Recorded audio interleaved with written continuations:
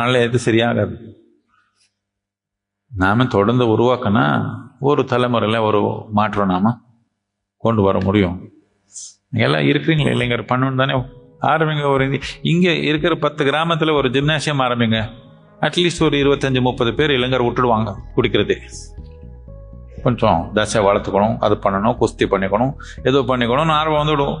ஒரு volleyball team போடுங்க, அவர் கொஞ்சம் விட்டுடுவாங்க. இப்படியே என்னென்ன முடியுமோ அங்கே பண்ணணும். இது விட்டுடுன்னு யாரும் விட மாட்டான். அவன் என்ன பண்ணியிருக்கிறானோ அதுக்கு ஒரு உயர்ந்தது அடுத்தபடி காட்டினா அங்கே போயிட்டான், இது தானாகவே விழுந்துடும். அவ்வளோதான்.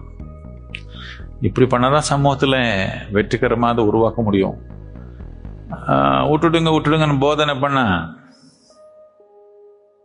போதனைக்கு போதையே நல்லா இருக்கு.